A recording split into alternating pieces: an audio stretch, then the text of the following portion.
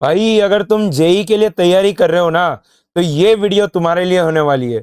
बेटा मैं तुम्हारे लिए पूरी रिसर्च करके सारे पीवाईक्यूज वगैरह देखने के बाद 20 ऐसे क्वेश्चन लेके आया हूं ना, जिसके रेप्लिका तुमको एग्जैक्टली जेई मेंस में मिल जाएंगे। ये नहीं कह रहा हूं कि यही क्वेश्चन आएंगे, बट यस, इससे मिलते जुलते तुमको 20 क्वेश्चन मिलेंगे जो कि सीधे तुम्हारे नंबर बढ़ा देगा।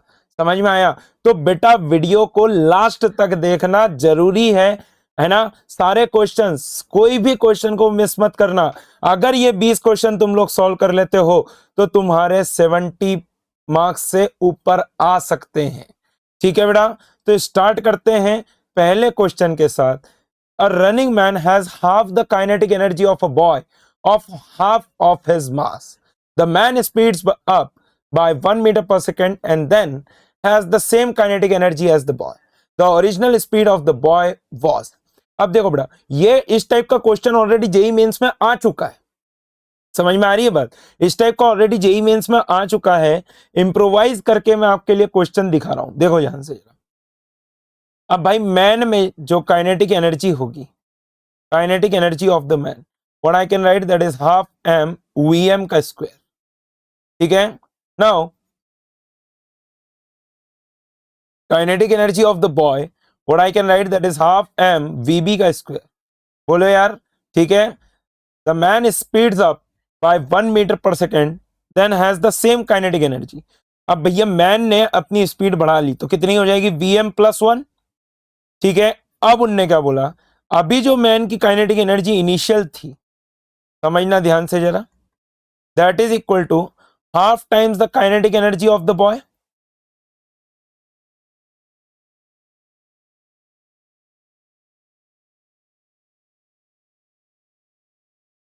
अब एक और रिलेशन उन्होंने हमको दे रखा है, that m by 2 is equal to small m। तो use it over here. Initially में वी एम स्क्वायर इंटू में m half, that is equal to half into में half m by 2 we B square. ठीक है बेटा, cancel out कर देंगे तो यहां पर से आप देखिए वी बी बराबर क्या बन रहा है? 2 times of v m. V b बराबर क्या बन रहा है बेटा मेरे पास? 2 टाइम्स ऑफ वी एम। अब मैन ने क्या करा, अपनी स्पीड को 1 से बढ़ाया और दोनों की काइनेटिक एनर्जी सेम हो गई। अब आपसे क्या पूछा है? बॉय की वेलोसिटी बताना है। तो half M we m plus 1 का square, that must be equal to half M v b का स्क्वायर। बोलो यार यस और नो। अब वी एम को आप क्या लिख सकते हो? We B bye 2। 1/2 से 1/2 काट दें, कोई समस्या ही नहीं है इसमें। तो ये आ जाएगा m v b by 2 plus 1 का whole square, that is equal to, half से हाफ तो काट ही चुके हैं, m by 2 we B square. ठीक है, m से m को हमने कट कर दिया। ठीक है बेटा, अब आप ध्यान से देखिए, हमारे पास क्या बन रहा है? वी बी बाई 2 प्लस का 1 is equal to 1 upon under root 2 into में वी बी। ठीक है बेटा, तो यहां पर से आप देखिए क्या बन रहा है? V b plus 2 that is equal to root 2 we b. Okay, तो ये बन जाएगा 0.41 इंटू में वी बी बराबर आ रहा है 2। तो वी बी बराबर कितना आ रहा है? 2 डिवाइडेड बाय 0.41। ठीक है, तो वी बी बराबर लगभग लगभग कितना आ रहा है? 200/41। ऑलमोस्ट वी कैन राइट 40 से अगर इसको डिवाइड करते हैं तो 8 के आसपास का फिगर आता है। तो वी बी बराबर हम क्या लिख देंगे बेटा? 7.2 मीटर पर सेकेंड। ठीक है, वी बी की वैल्यू कितनी आ गई बेटा? 7.2 मीटर पर सेकेंड। तो इसका करेक्ट आंसर क्या आ रहा है? That is option D is the correct choice. बोले यार समझ में आया सबको? अगले क्वेश्चन की ओर चलते हैं। देखो ये जो क्वेश्चन है बेटा, हर बार least count, vernier caliper, screw gauge question जरूर आता ही आता है। ठीक है, बट उसको मैंने थोड़ा सा ट्रिक्स के साथ में लेके आया हूं ताकि आपको इनसाइट पता चले कि अगर क्वेश्चन आता है तो हाउ वी कैन सॉल्व। ठीक है, the length of the string of a simple pendulum is measured with a metre scale. It is found to be 92.0 centimetre. The radius of the bob plus the hook is measured with the help of a vernier caliper to be 2.17 centimetre. Mark out the correct statement. तो बेटा आप एक बात समझो कि least count क्या होता है कि मिनिमम आप कितना नाप सकते हो। अब जिससे नापा है, लेंथ नापी है, लेंथ ऑफ स्ट्रिंग कितनी है 92.0 सेंटीमीटर, तो आप इसमें कहां तक नाप सकते हो 0.1 सेंटीमीटर तक। तो ये क्या हो जाएगा least count of the metre scale, least count of metre scale. अब देखो जो रेडियस आपने नापी है वो कितनी आ रही है 2.17 सेंटीमीटर, कितने डेसिमल प्लेसेस तक जा रहा है 0.01 तक, तो इसका लीस्ट काउंट कितना हो जाएगा 0.01 is the least count of vernier calliper. ठीक है बेटा, ये क्या हो गया least count of the vernier calliper. अब आप समझो कि आपको अब उनने क्या क्या दे रखा है सुनना, least count of metre scale 0.1, बोले कोई दिक्कत नहीं, least count of vernier caliper 0.01, ये भी सही है भाई, सेंटीमीटर में ही आ रहा है।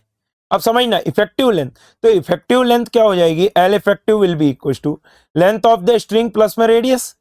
अब यहां पर बेटा आपको दिमाग लगाने की आवश्यकता 92.0 प्लस में 2.17, तो ये क्या बनेगा बेटा 94.17 सेंटीमीटर। बट एक चीज याद रखो, क्या आपको सिग्निफिकेंट फिगर्स पता है भाई, जिसके लीस्ट होते हैं उसके बराबर आता है डेसिमल के बाद लीस्ट, तो कितना आएगा डेसिमल के बाद एक प्लेस तक आएगा, तो हमको राउंड ऑफ भी करना पड़ेगा, 7 को राउंड ऑफ करेंगे तो ये कितना बन जाएगा बेटा 94.2 सेंटीमीटर। तो that means option C is also correct. भाई आपको मान लो सी दे देता डी भी, डी तो अभी खैर ऑल ऑफ द अबव, आपने ऊपर के 2 सॉल्व कर लिए तो आपका बाकी का तो करेक्ट हो ही जाएगा, बट आजकल क्या आ रहा है वो A B C A C D इस टाइप के क्वेश्चन आ रहे हैं कि भाई इनमें से करेक्ट बताओ, समझ में आया। तो उसके लिए ये क्वेश्चन है बेटा, और आई होप कि ये गारंटी इस बार के इस टाइप में आपको देखने को मिलेगा। अगले क्वेश्चन की ओर चलते हैं। Two bodies A and B of equal mass are suspended from two separate massless spring of spring constant K1 and K2 respectively. If the bodies oscillate vertically such that their maximum velocities are equal, the ratio of the amplitudes of A to that of the B. तो बेटा आप एक बात समझो, maximum velocity in the SHM can be written as A omega। तो भैया हम क्या लिख देंगे V1 by V2 बराबर हम लिख देंगे A1 by A2 इंटू में ओमेगा 1 by ओमेगा 2। बोलो यार, अब ये तो दोनों की सेम है तो हम क्या लिख देंगे A2 ओमेगा 2 बराबर हो जाएगा बेटा A1 ओमेगा 1। हाँ कि ना, मजा आ रहा है कि नहीं आ रहा। अब आप देखो ध्यान से, A2 और A1 का आपको क्या चाहिए रेशियो चाहिए, तो भैया amplitude of the B, amplitude of the B को ए बी लिख लेते हैं, ओमेगा बी कितना आ जाएगा बेटा अंडर रूट ऑफ ओमेगा क्या आ जाएगा K by M, that is K2 by M. अब मासेस तो दोनों के सेम है, A1 under root of K1 by M. ठीक है बेटा, अब आपको क्या निकालना है amplitude of 1 divided by the amplitude of 2, तो क्या आ रहा है हमारे पास under root of K2 by K1।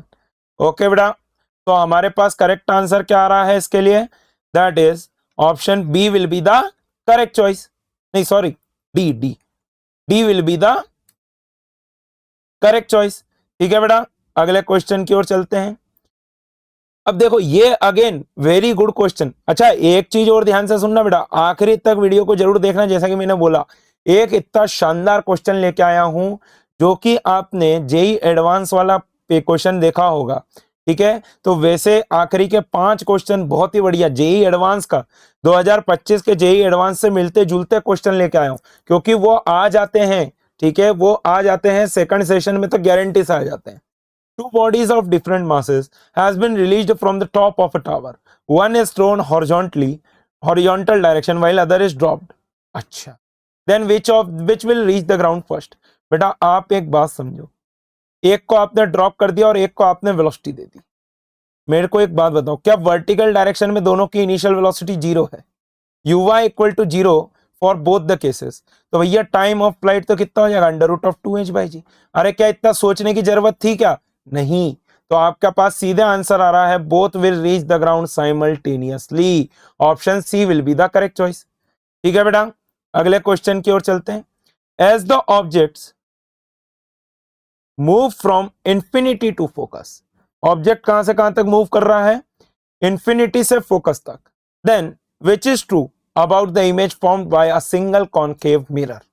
Always real and speed of image continuously decreases, always real and speed is initially smaller and finally larger than the object speed. Initially real and moving with speed smaller than the object, but later on image becomes virtual and moving with speed of object. Always virtual and speed is less than the object speed. अब देखो बेटा, concave mirror के बारे में बात कर रहे हैं, ध्यान से देखना। कॉनकेव मिरर में कहां पर आके रुक रहा है? इंफिनिटी से आके फोकस पे रुक रहा है। अब अगर फोकस पे होगा तो क्या इमेज इंफिनिटी पे बन जाएगी? जब फोकस पे आ जाएगा तो इमेज कहां पर बन जाएगी बेटा? इंफिनिटी पे बन जाएगी। ठीक है, तो देखो बेटा, अब अगर ये यहां पर से बीच में कहीं ना कहीं से सेंटर ऑफ कर्वेचर से पास हो रहा होगा। अब देखो, जब सेंटर ऑफ कर्वेचर से फोकस जाता है तो धीरे धीरे स्पीड तेज हो जाती है इमेज की, बट जब तक सेंटर ऑफ कर्वेचर पे है तो भाई इंफिनिटी से जब रे आ रही थी, जब रे इंफिनिटी से आ रही थी तो वो फोकस पे गिर रही थी, और जैसे जैसे पास आएगा तो फोकस से सेंटर ऑफ कर्वेचर तक जाएंगी, और जैसे ही सेंटर ऑफ कर्वेचर क्रॉस कर देगा तब इंफिनिटी को अप्रोच करने लग जाएंगी। तो भैया initially real and moving, after that also real, image real ही बननी है।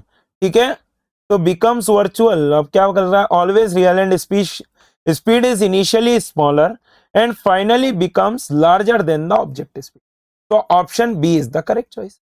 ठीक है बेटा, अगले क्वेश्चन की ओर चलते हैं।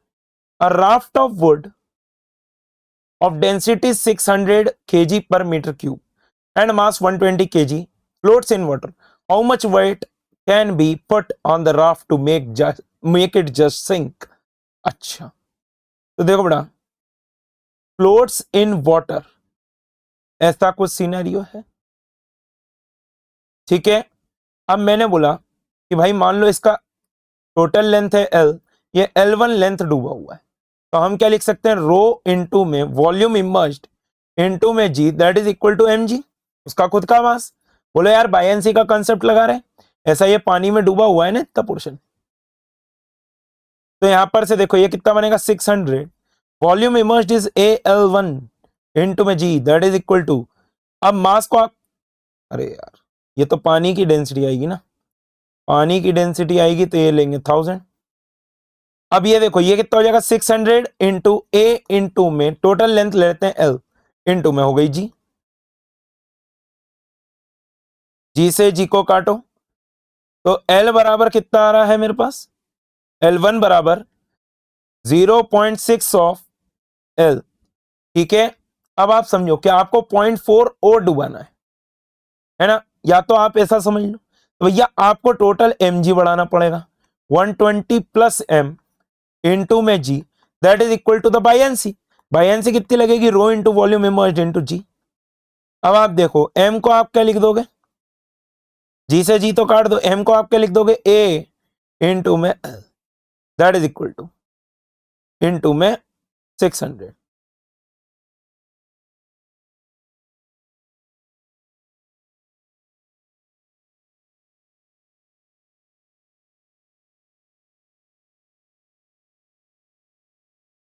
या फिर आपको मैं सिंपल तरीके से बताऊं तो भाई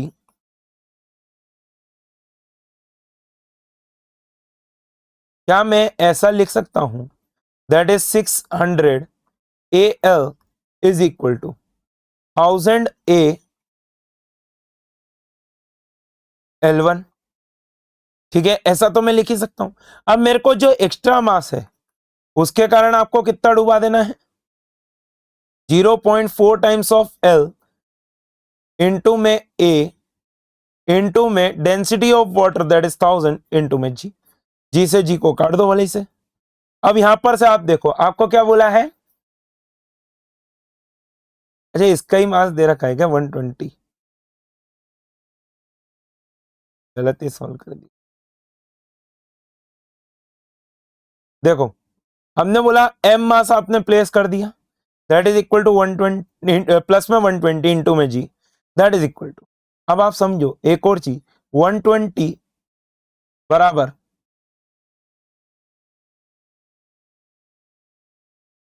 एरिया इंटू में लेंथ इंटू में डेंसिटी। तो भैया एरिया इंटू में लेंथ बराबर कितना रहा 120/600, एक जीरो से जीरो, ये हो गया AL बराबर आ रहा है 1/5।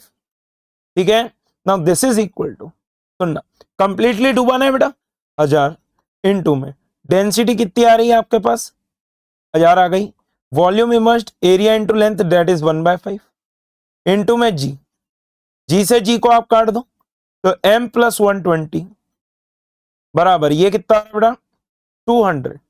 तो यहां पर से m बराबर कितना रहा 80 kg। कितना मास और रखना पड़ेगा इस पे 80 kg। वैसे वेट लिखा हुआ है वो थोड़ा सा गड़बड़ है यहाँ पे, तो कितना और रखना पड़ेगा 80 kg। That is option C is correct. अगले क्वेश्चन की ओर चलते हैं। A double star is composite system of two stars rotating about their center of mass under their mutual gravitation attraction. अच्छा, let us consider such a double star which has two stars of mass m and 2m at separation L. If t is the time period of rotation about their center of mass, then अच्छा देखो बेटा समझना, बहुत बढ़िया question आने की full guarantee इस type के आने की। डबल स्टार वाला पसंद भी बहुत है, आ सकता है। तो ये हो गया m मास और ये हो गया 2m mass. Initially their separation is L। मैंने बोला यहां से सेंटर ऑफ मास की डिस्टेंस को ले लो r। ठीक है, तो भैया हम क्या लिख देंगे r बराबर 2m इंटू में L अपॉन में 2m प्लस में m, सेंटर ऑफ मास का डिस्टेंस। तो r बराबर कितना आ रहा है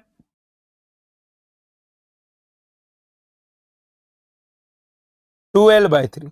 अब ये तो इस पॉइंट के अबाउट घूम रहा है भाई। पहले तो आप समझो कि यहां पर सेंट्रीपिटल फोर्स कौन दे रहा है अगर रोटेशन हो रहा है तो ये सेंट्रीपिटल फोर्स देगा gravitational force that is Gm into में 2m अपॉन में L²।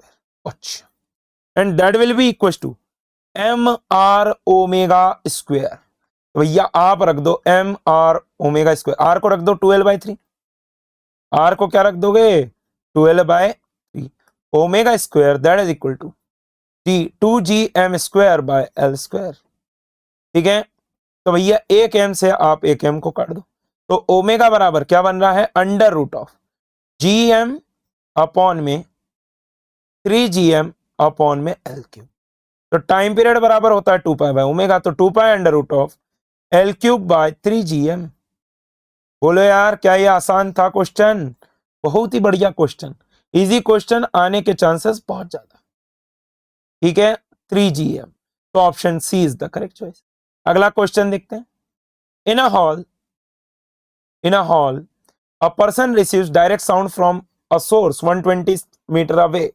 He also receives waves from the same source which reach him after being reflected from the 25-meter high ceiling at a point halfway between them. The two waves interfere constructively for wavelengths in meter of. बहुत ही शानदार question, JEE mains में आने लायक question. तो आप देखो ये क्या हो गया, साउंड सोर्स हो गया, मान लो इसको सोर्स लिख देते हैं और यहां पर आप खड़े हो। ठीक है, एक तो डायरेक्ट आ रही होगी। अब ये डिस्टेंस आपको कितनी दे रखी है 120 मीटर अवे। अब दूसरी कैसी जा रही है भाई, ये सीलिंग है तो यहां पर से ऐसी टकरा रही है और ऐसी जा रही है। अब ये हाइट कितनी दे रखी है आपको 25 मीटर और उनने बोला मिडवे पे रखा हुआ है तो ये 60 हो गया। ठीक है बेटा, अब आप समझना कि भैया ये लेंथ कितनी आएगी √of क्या हो जाएगा 60 का स्क्वायर दैट इज 3600 प्लस में 625। तो यहां पर से देखो ये कितना आ जाएगा, ये बनेगा आपके पास 65 मीटर। अब आप एक बात समझो, ये भी 65 ये भी 65, तो ऊपर से जो लेंथ आ रही है वो कितनी हो गई x2 बराबर हो गया 130 मीटर। x2 कितना हो गया 130 मीटर और x1 डायरेक्टली जा रहा है दैट इज 120 मीटर। अब हमने बोला delta x that is the path difference is equal to x2 minus x1 guys. तो डेल्टा x बराबर क्या हो जाएगा 130 माइनस 120। तो यहां पर से आप देखो डेल्टा x बराबर कितना आ रहा है 10 मीटर। अब आपको कंस्ट्रक्टिव इंटरफेरेंस चाहिए बेटा, तो कंस्ट्रक्टिव इंटरफेरेंस के लिए पाथ डिफरेंस किसके बराबर होना चाहिए n लैम्डा के बराबर that is equal to 10 metre. तो लैम्डा बराबर कितना आ जाएगा 10/n, लगाते जाओ कितना आ जाएगा लैम्डा बराबर 10, 5, 10/3, देन 10/4 एंड सो ऑन 5/2, तो ये बनते जा रहा है ना बेटा। तो हमारे पास देखो करेक्ट आंसर क्या आएगा, तो भैया आपने आंसर लगा दिया। अब यह आपकी गलती हो गई। देखो गलती कहाँ हो गई कि बोले हमने तो पूरा सही करा था, हम मार्क करके आ गए एग्जाम में, हम सोच रहे हैं हमारे पूरे मार्क्स आएंगे। बेटा आप समझो, यहां पर वेव क्या हो रही है, पाई से फेज डिफरेंस चेंज हो रहा है। वेव का फेज डिफरेंस कितने से चेंज हो रहा है, पाई से। तो यहां पर से आप क्या करोगे कि जब पाई से फेज डिफरेंस चेंज हो रहा है, तो यहां पर से देखो क्या बनेगा एग्जैक्टली ये 10 माइनस लैम्डा बाई 2। तो delta x net will be equal to क्या हो जाएगा बेटा, 10 माइनस लैम्डा बाई 2। ठीक है, अब अगर ये आप रखोगे किसके बराबर बेटा, एन लैम्डा के बराबर, तो 10 minus lambda by 2 will be equal to N lambda. अरे भाई आप इससे समझो 2 पाई बाई लैम्डा होता है ना। अब ये पाथ डिफरेंस किससे चेंज हो रहा, पाई से चेंज हो रहा, तो लैम्डा बाई 2 से फर्क आ जाता है।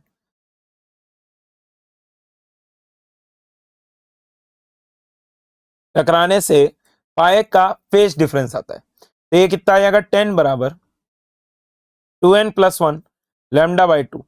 तो भैया लैम्डा बराबर कितना रहा 20/2n+1। तो एक आ जाएगा 20, फिर आ जाएगा 20/3, फिर आ जाएगा 20/5 एंड सो ऑन। तो हमारे पास करेक्ट आंसर क्या आ रहा है बेटा, option B will be the correct choice. अगले क्वेश्चन को देखते हैं। If electric potential due to some charge distribution, बहुत बढ़िया क्वेश्चन, बहुत ही शानदार क्वेश्चन।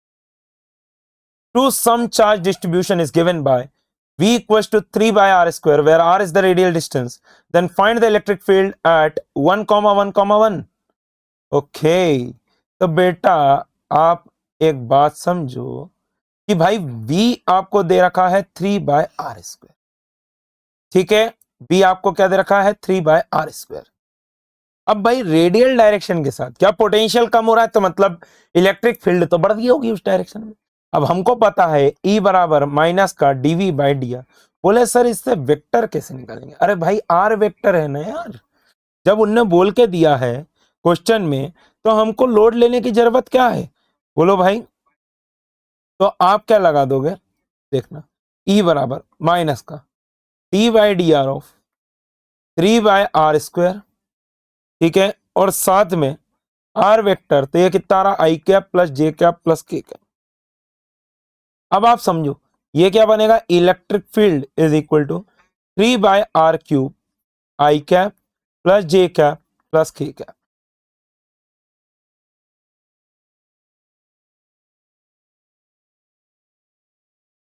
अब आप देखो R की वैल्यू कितनी आ रही है, √3।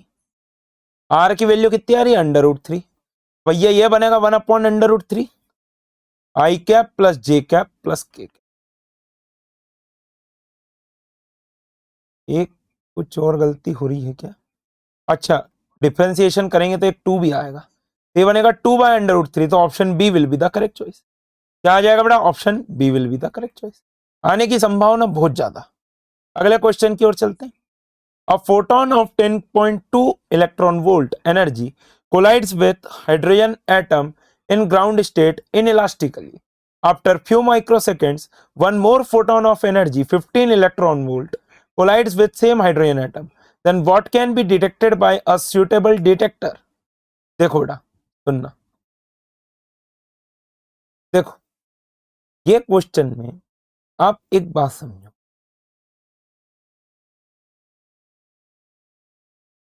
ये आपके पास हाइड्रोजन एटम है n=1 पे, इसकी जो एनर्जी है वो कितनी है माइनस का 13.6 इलेक्ट्रॉन। अब देखो n=2 पे जो एनर्जी आती है वो कितनी आती है, माइनस का 3.4 इलेक्ट्रॉन वोल्ट। ठीक है, अगर मैंने बोला कि भैया E2 माइनस E1 बताओ, तो कितना आ रहा है ये, माइनस का 3.4 माइनस का 13.6, तो यह आ रहा है 10.2 इलेक्ट्रॉन। क्या इतनी ही एनर्जी आपने दी, भाई पहला फोटोन जब गिरा तो उसने इतनी एनर्जी झेल ली, तो ये इलेक्ट्रॉन क्या करेगा, ये एक्साइटेड स्टेट में जाके बैठ जाएगा। अब सुनना ध्यान से जरा, भाई सब बोलेंगे कि सर ये तो फिर खत्म मामला हो गया, 3.4 से फिर सीधे 15 दे देंगे। बेटा एक बात सुन लो, ये जो एक्साइटेड स्टेट है यहां पर इलेक्ट्रॉन स्टेबल नहीं होता, तो वापस से वो क्या कर जाएगा, जंप कर जाएगा अपनी ओरिजिनल स्टेट। ठीक है, अब आप समझो कि अब अगर आपने 15 वोल्ट दे दी, भाई इसके पास एनर्जी जो होती है वो कितनी होती है, -13.6 यूज कर लेगा और वो सीधे सीधे बाहर हो जाएगा।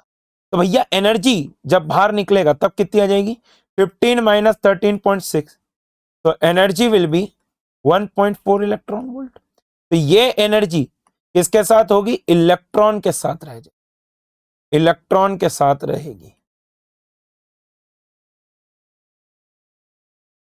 ठीक है बेटा, तो हमारे पास देखो क्या आ रहा है आंसर, कि ये यहां पर से वापस से क्या एमिट कर देगा, रेडिएशन। क्या एमिट कर देगा, ये रेडिएशन। तो 1 photon of 10.2 electron volt and an electron of 1.4 electron volt. तो option A will be the correct choice. ठीक है बेटा, समझ में आया। अगले क्वेश्चन की ओर चलते हैं। बढ़िया क्वेश्चन, अगेन ये क्वेश्चन इस टाइप का आपको जेईई मेन सेशन 1 में देखने को नहीं मिला है, तो ये सेशन 2 के लिए फिर से आपकी प्रोबेबिलिटी हाई कर देगा बेटा। अ नॉन कंडक्टिंग प्लेट, एक second, a non conducting plate, infinite plate is given a charge in such a way that Q1 appears on one side and Q2 appears on the other side. The face area of the plate is A. Find the electric fields at the point 1 and 2. तो देखो बेटा दोनों positive हैं, तो sigma 1 और sigma 2 निकाल लेते हैं। सिग्मा 1 क्या हो जाएगा, Q1 अपॉन A, और सिग्मा 2 कितना हो जाएगा बेटा, Q2 अपॉन A।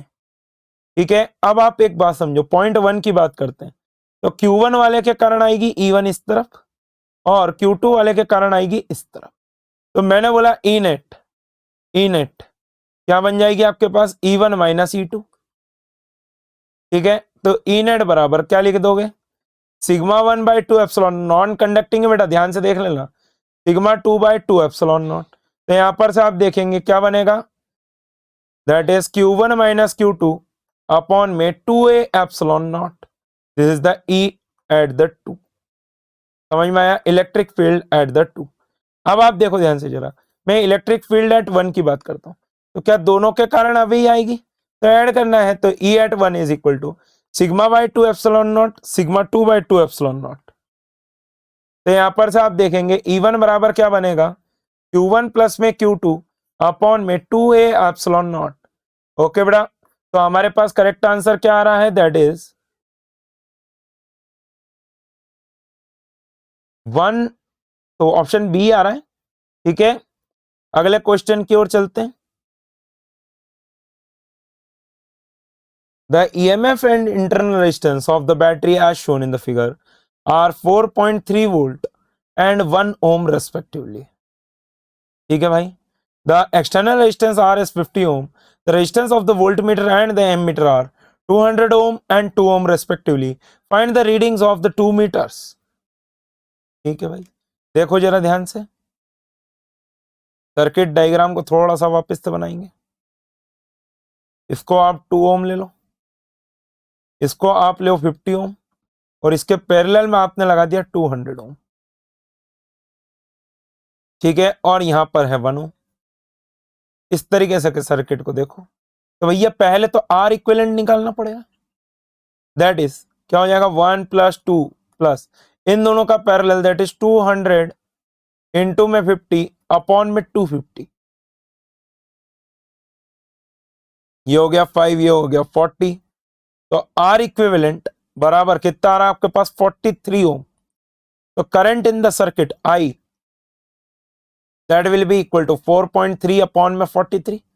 तो आई बराबर कितना आ रहा है बेटा, 1/10 एम्पियर। तो यहां पर से देखो आई बराबर कितना आ रहा है, 0.1 एम्पियर।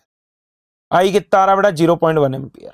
अब मैंने बोला वोल्टेज निकाल लेते हैं, तो voltage will be equal to कितना हो जाएगा भाई, वोल्टमीटर इसके अक्रॉस निकालेगा, तो वोल्टमीटर इसके अक्रॉस निकालेगा, तो मेरे को तो ये 2 पॉइंट के बीच का पोटेंशियल चाहिए ना, बात ही खत्म हो गई। इस पॉइंट के बीच में कितना आ रहा था रेजिस्टेंस, 40 इंटू में 0.1, तो V बराबर कितना आ रहा है बेटा, 4 वोल्ट। तो the ammeter reading is 0.1 and voltmeter reading is 4 volt. तो option B is the correct choice. अगले क्वेश्चन की ओर चलते हैं। All the accelerations as shown in the figure are with respect to the ground. Find the acceleration of the B. ठीक है भाई, मैंने बोल दिया मान लो बी नीचे जा रहा है, ए एक्सेलरेशन। अब हमको लगाना है इसमें कौन सी मेथड बेटा, that is the constraint relation, घटाओ बढ़ाओ मेथड। तो आप ये वाला पॉइंट लो, एक ये वाला पॉइंट लो, एक ये वाला पॉइंट लो और एक ये वाला पॉइंट लो। ठीक है, इस पर से चलना चालू करते हैं। तो ये लेंथ को खींच रहा है नीचे -3, तो +3 हो जाएगा। ठीक है, अब ये भी लेंथ को ऊपर लेके जा रहा है 2 मीटर पर सेकंड स्क्वायर से, तो +2। ये वाला पॉइंट भी ऊपर जा रहा है लेंथ से, तो +2। और ये वाला पॉइंट भी खींचना चाह रहा है, तो +a, that is equal to 0। तो a बराबर कितना बन गया, 7 मीटर पर सेकंड स्क्वायर। ये तो खैर आसान क्वेश्चन था। ठीक है, कितना आ रहा है, 7 मीटर पर सेकंड स्क्वायर। बस एक बार देख लेते हैं, कुछ भी गलती तो नहीं करी हमने। 2 2 ठीक है और 3 इधर है। ठीक है, तो none of this, option D. ठीक है बेटा, अब अगला वाला बेहतरीन क्वेश्चन। बेटा अब जितने भी क्वेश्चन आने वाले हैं ना, मैं बता रहा हूं बिल्कुल भी वीडियो को स्किप मत करना, यही जो है तुम्हारे रैंक डिसाइडिंग फैक्टर बन जाएंगे, नहीं तो पता चल रहा है। देखो, 3 dielectric slabs of thickness d/4, d/7, d/2 having dielectric constant 2, 8/7 and 4 respectively are inserted between the plates of a parallel plate capacitor having plate separation d, अच्छा, and plate area a. Find the capacitance of the system. Circuit diagram जो इसका बनेगा, क्या आप ऐसा बना सकते हो, ये एक प्लेट है, ये इसी दूसरी प्लेट है, डी सेपरेशन अपार्ट थे। ठीक है, अब आपने एक रख दिया d/2, d/2 का रखा है। ओके, d/2 की एक प्लेट रख दी आपने, इधर डाइलेक्ट्रिक भर दिया, कितना, 4 का बराबर। अब d/7 और d/4 मिला के d/2 तो नहीं बनता, उससे छोटा ही रहता है। ठीक है, तो यहां पर तक में 2 भरा जाएंगे। ठीक है, ये वाला आ रहा है एक, कितना, ये d/7 ले लेते हैं। यहां पर आपने क्या भरा है, 8/7 भर दिया। ओके, और ये वाला जो है इसमें आपने क्या रख दिया, इसकी जो विड्थ है वो d/4 है, और इसमें आपने प्लेस कर दिया कौन सा, दैट इज 2। भाई इस पूरे को जिसमें डाइलेक्ट्रिक भरा हुआ है, इसको आप 3 कैपेसिटर्स मानो। तो भैया मैंने बोला C1 ले लेते हैं, C1, this is C2, this is C3 and this is C4। तो C1 वाले का क्या बनेगा भैया, 4 एप्सिलॉन नॉट A अपॉन में d/2। तो भैया C1 कितना बन गया मेरे पास, 8 epsilon not A/d। Okay sir, C2 देखो, C2 क्या बन जाएगा बेटा, 8/7 एप्सिलॉन नॉट A अपॉन में d/7, 7 से 7 काट दो, C2 आ रहा है मेरे पास 8 एप्सिलॉन नॉट A/d। C3 देख लेते हैं, C3 कितना आ जाएगा बेटा, तो भैया इसके अंदर डाइलेक्ट्रिक भरा 2 एप्सिलॉन नॉट A अपॉन में d/4। तो यहां पर से आप देखेंगे C3 कितना आ रहा है बेटा, 8 एप्सिलॉन नॉट A/d। अब C4 देखो, C4 कितना है, एप्सिलॉन नॉट A अपॉन में d minus d/2 plus d/4 plus d/7। ठीक है, तो C4 बराबर क्या बनेगा, एप्सिलॉन नॉट A अपॉन में d/2 minus d/4 plus d/7। तो ये बन जाएगा 11 d/28। ठीक है, तो ये C4 बनेगा 28 d/3,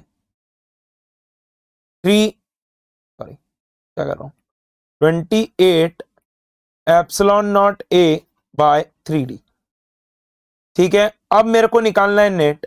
तो भैया ये सारे पैरेलल सीरीज में आ रहे हैं, बोले यार 1 सी नेट जो बनेगा ऐसे नहीं निकाल सकते, 1/c net is equal to 1/c1 plus 1/c2 plus 1/c3 plus 1/c4। तो 1/c net बराबर क्या बन जाएगा, 3d/28 epsilon naught A plus में, यार इन तीनों का तो पैरेलल में सॉल्व कर ही सकता हूं ना, 8 एप्सिलॉन नॉट A/d है, तो ये बन जाएगा 3d/8 एप्सिलॉन नॉट।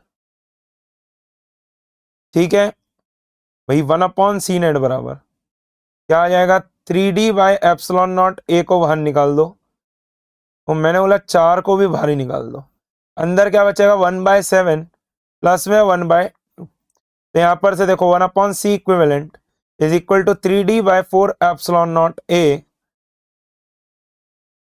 इंटू में 9/14। तो भैया यहाँ पर से आप देखो c इक्विवेलेंट बराबर कितना बनेगा, 1656 epsilon naught a by 9 into में 3d। ठीक है, तो मेरे हिसाब से तो यही आंसर आएगा। None of the option is matching over here. ठीक है बेटा, कोई भी ऑप्शन मैच नहीं कर रहा है। सॉल्विंग तो यही रहेगी। ठीक है, अगले क्वेश्चन की ओर चलते हैं। Light is incident at an angle of alpha on one planar end of a transparent cylindrical rod of refractive index n. The least value of n for which the light entering the rod will not emerge from the curved surface of the rod, irrespective of the value of alpha. ठीक है भाई, देखो जरा diagram समझते हैं। Question का diagram समझ लिया तो बेटा आपने क्वेश्चन सॉल्व कर लिया। देखो जरा ध्यान से,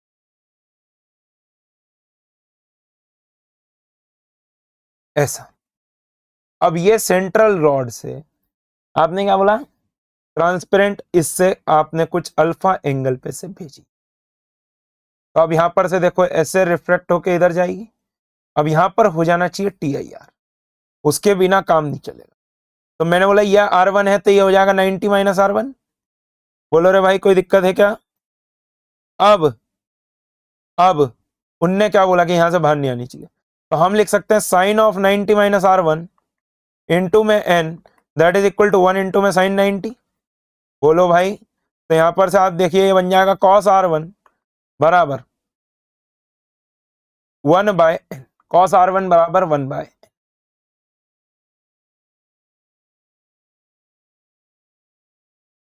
अब आप देखो इस पॉइंट पे साइन R1 चाहिए रहेगा, तो साइन R1 हो जाएगा 1 माइनस 1/n स्क्वायर का अंडर रूट। ठीक है, तो मैं लगा सकता हूं 1 इंटू में sine alpha that is equal to n into में साइन R1। भाई मैंने लगा दिया Snell's law at this point. तो यहां पर से आप देखो साइन अल्फा बराबर क्या आ रहा है मेरे पास, n under root of 1 minus 1/n square. तो साइन अल्फा बराबर क्या बन रहा है मेरे पास, under root of n square minus 1।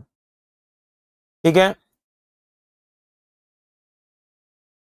The least value of n बोला है हमको, तो भैया लीस्ट वैल्यू ऑफ n बोला है, तो sine alpha sine square alpha बराबर n स्क्वायर माइनस 1। तो n square will be equal to 1 plus sine square alpha. ठीक है,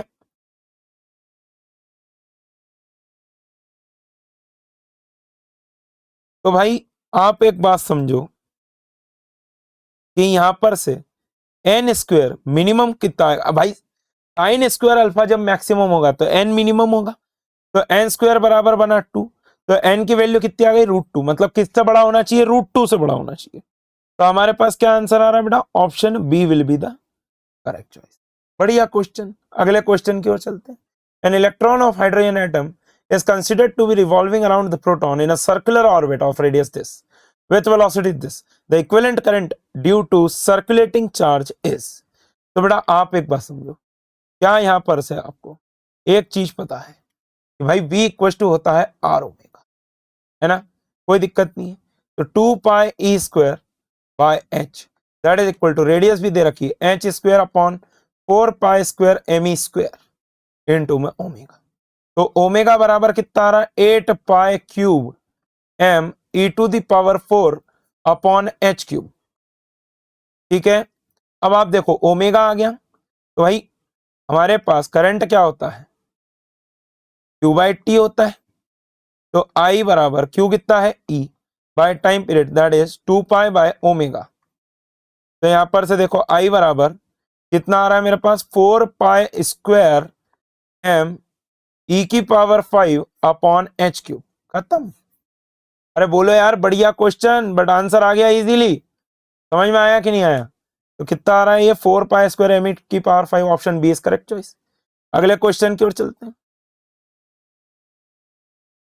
हाँ, ये भी बढ़िया question. A galvanometer has resistance 100 ohm and it requires current 100 microampere for full scale deflection. ठीक है, तो भैया वोल्टेज कितना नाप सकता है galvanometer? Full scale deflection. A resistance of 0.1 ohm is connected to make it ammeter. The smallest current in circuit to produce the full scale deflection is. तो बेटा आप एक बात समझो, दिस इज अ गैल्वेनोमीटर, और गैल्वेनोमीटर को convert करने के लिए हमने क्या लगा दिया, एक शंट रेजिस्टेंस लगा देते हैं। बोले यार, तो यहां पर से कितना करंट जाता है, IG करंट जाता है, तो यहां पर से जाएगा I माइनस IG। ठीक है, अब आप समझो कि आपको फुल स्केल डिफ्लेक्शन चाहिए,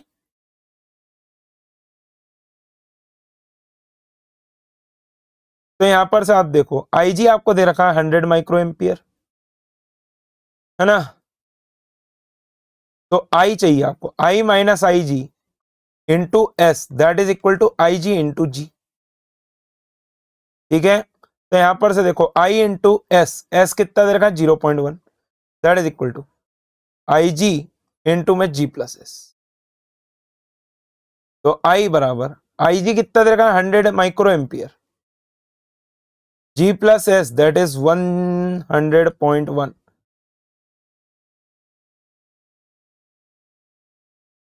तो यहां पर से देखो I बराबर कितना आ रहा है 100.1 मिली एम्पियर। कितना करंट चाहिए बेटा 100.1 मिली एम्पियर। खत्म क्वेश्चन। बोले यार ऑप्शन डी इज करेक्ट। अगला क्वेश्चन, बढ़िया क्वेश्चन, बहुत ही शानदार क्वेश्चन, और मैं बोलूंगा बहुत इंपॉर्टेंट क्वेश्चन। ध्यान से देखो, a cylinder of radius R made of a material of thermal conductivity K1 is surrounded by a cylindrical shell of inner radius R and outer radius 2R made of a material of thermal conductivity K2. The two ends of the combined system are maintained at two different temperatures. There is no loss of heat across the cylindrical surface and the system in a steady state. Find the effective thermal conductivity of the system. Again वही कहूंगा मैं जो हर समय कहता हूं कि diagram अगर बना लिया तो क्वेश्चन सॉल्व हो गया, समझना। अब बेटा इसमें बच्चे कंफ्यूज हो जाते हैं क्वेश्चन में कि रेडियली हीट फ्लो कर रही है। अरे भाई, उनने क्लियरली बोल के दिया कि सरफेस से कोई भी हीट ट्रांसफर नहीं हो रहा, यहां का टेम्परेचर T1 है, यहां का टेम्परेचर T2। अब आप एक बात समझो, इधर का भी टेम्परेचर T1 है, इधर का भी टेम्परेचर T2 है, तो भैया जो आपने बोला कि what is the heat transfer Q1 dot, that is equal to K1 into अंदर का रेडियस है R, तो K1 इंटू A1 इंटू में T2 माइनस T1 अपॉन में लेंथ L। Q2 डॉट कितना आ जाएगा भाई, K2 इंटू में A2 इंटू में T2 माइनस T1 अपॉन में L। ठीक है, अब भाई देखो, जब इसको आप इक्विवेलेंट रॉड बनाओगे तब तो आपका एरिया पूरा का पूरा ही आएगा, तो ये कितना हो जाएगा, आउटर रेडियस 2R है ना, बहुत बढ़िया। तो भैया Q डॉट बराबर क्या लिख दोगे आप, K इक्विवेलेंट A इंटू में T2 minus T1 bye L, कोई दिक्कत नहीं है। अब भैया Q डॉट बराबर क्या हो जाएगा, Q1 डॉट प्लस में Q2 डॉट। ठीक है, बढ़िया क्वेश्चन है बेटा, बहुत शानदार क्वेश्चन है ये वाला। देखो ध्यान से, K इक्विवेलेंट इंटू में पाई आर स्क्वायर, तो भाई 2R का स्क्वायर मतलब कि 4R स्क्वायर इंटू में delta T by L, that is equal to K1 into में pi R square delta T by L plus में K2 इंटू में 4 pi R square minus pi R square into में delta T upon में L, सब cancel out कर देंगे। तो यहां पर से आप देखो K इक्विवेलेंट इंटू में 4 दैट इज इक्वल टू क्या आ रहा है, K1 प्लस में 3K2, तो भैया K इक्विवेलेंट बराबर क्या बन रहा है, K1 प्लस में 3K2 बाय 4। बढ़िया क्वेश्चन, शानदार क्वेश्चन, आया समझ में बेटा, इजी क्वेश्चन है। अगला क्वेश्चन की ओर चलते हैं। ये तो बेटा आपको मतलब ये याद भी कराया ही गया होगा, बट फिर भी देखते हैं। Hole is bored along the diameter of the earth and a particle is dropped into it. If r is the radius of the earth and g is the acceleration due to gravity at the surface of the earth, then the time period of oscillation of the particle is. तो बेटा आप एक बात समझो कि ऐसा आपने bore कर दिया, अब आपने पार्टिकल को इस बोर के अंदर छोड़ दिया, तो मैंने बोला कि मान लो पार्टिकल जो है वो सेंटर से टी डिस्टेंस एक्स डिस्टेंस की हाइट पे, ठीक है। तो भैया acceleration due to gravity g dash क्या हो जाता है, जी इंटू में 1 माइनस एक्स बाय आर, ठीक है भाई। ये तो हर ही जगह वैलिड है ना।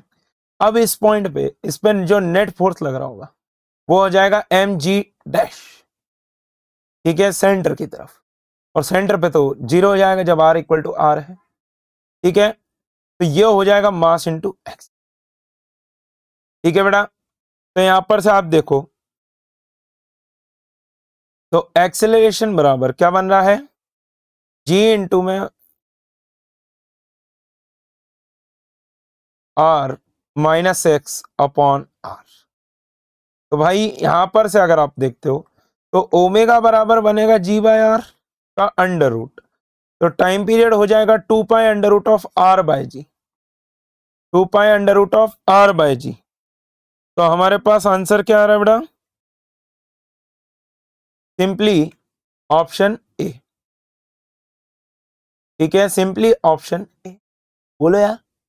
अब देखो ये समझना पड़ेगा, थोड़ा सा समझाता हूं, डिटेल में बात करते हैं इस पे कि सर आपने बोले ऐसे डायरेक्ट कैसे लिख दिया, बोले हमको तो समझ ही नहीं आया कि आपने क्या क्या कर दिया। बेटा मेरे को एक बात बता, एक्सेलरेशन जो आ रहा है उसको तो ऐसा लिख सकता है G minus G by R into में, लिख सकता हूं सर, कोई दिक्कत नहीं। बेटा एक बात समझ, जब तू यहां पर होगा x इक्वल टू आर पे, x इक्वल टू आर डाल दे, तो क्या g माइनस जी एक्सेलरेशन क्या हो जाएगा, एक्सेलरेशन कितना हो जाएगा, ओ सॉरी ये गलती कर दी ना, ये x ऊपर से होता है बेटा, ये x फ्रॉम दिस होता है, तो ये हो जाएगा r माइनस एक्स।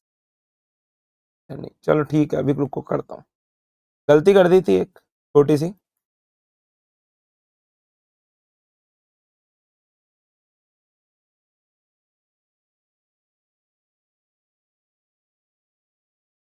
तो भैया जी डैश जो आ रहा है वो कितना आ रहा है, जी इंटू में, अगर मैं सरफेस से बात करूं भाई ये डेप्थ डी ले लो, सरफेस से अगर मैंने सेंटर से बोला मैंने एक्स साइड ऊपर, ये हो जाएगा डी, तो 1 minus R minus x by R, ठीक है। तो जी डैश बराबर कितना आ रहा है, जी एक्स बाय आर, है ना, यही तो एक्सेलरेशन आएगा, दैट इज माइनस का जी एक्स बाय आर। तो भैया ओमेगा बन गया, ओमेगा कितना बन गया, under root of g by R. तो अगर टाइम पीरियड निकालना है तो कितना हो जाएगा, 2 pi under root of R by g, that's it. बोलो यार समझ में आया नहीं आया, अगले क्वेश्चन की ओर चलते हैं। अब बॉडी, जो मैंने कि तुमको बोला था कि लास्ट में क्वेश्चन है जो कि आपका मतलब इंस्पायर्ड है, जो अभी आया हुआ था जेई एडवांस में, उससे a body dropped from a height h reaches the ground with a speed of 1.2 under root g h, calculate the work done by air friction. भाई मेरे को एक बात बताओ, वर्क डन नेट बराबर क्या तुम लिखते हो, total change in kinetic energy. बच्चे चले जाएंगे भाई, ऐसा कुछ क्वेश्चन आ गया ना कि भाई जमीन पे पहुंचने में इतनी है, आपसे बोल देगा फोर्स फोर्स निकालो, यार बच्चे चले जाएंगे उसमें कायम है कि भैया हम तो इसको करेंगे फोर्स वाली मेथड से, ये वो, अरे नहीं दिमाग लगाना भाई, वर्क एनर्जी थ्योरम लगाओ, work energy work done net is equal to change in kinetic energy, ये हो जाएगा mgh minus work done due to the friction that is equal to the change in kinetic energy. भैया initial तो zero ही थी, तो mgh minus work done due to the friction that is equal to half m v square that is 1.2 g और 1.2 का square, ठीक है बेटा। अब ध्यान से देखना, mgh minus work done due to the friction that is equal to 1.44 का आधा कर देंगे तो 0.72 बन जाए mg। तो work done due to the air friction is 0.28 mgh, 0.28 mgh। अब नेगेटिव तो आएगा ही क्योंकि फ्रिक्शन का वर्क डन है भाई, नेगेटिव तो आएगा ही क्योंकि फ्रिक्शन का वर्क डन है, ठीक है बेटा। तो that's all from my side guys, so thank you so much everyone, I hope कि आपका एग्जाम अच्छा जाए, एंड आके बेटा जरूर अपना फीडबैक बताना और सारे क्वेश्चन को सॉल्व करके जाना। आई होप कि आपको ये सेशन में मजा आया होगा। बेटा शेयर करना क्वेश्चन, कोई भी डाउट हो आप मुझे टेलीग्राम कर सकते हैं। आप लोग पेपर दे के आने के बाद मुझे क्वेश्चंस भेज सकते हैं अगर आपको उनके सॉल्यूशंस चाहिए तो thank you so much everyone, मिलते हैं अगले सेशन के साथ। Bye bye everyone, take care, thank you.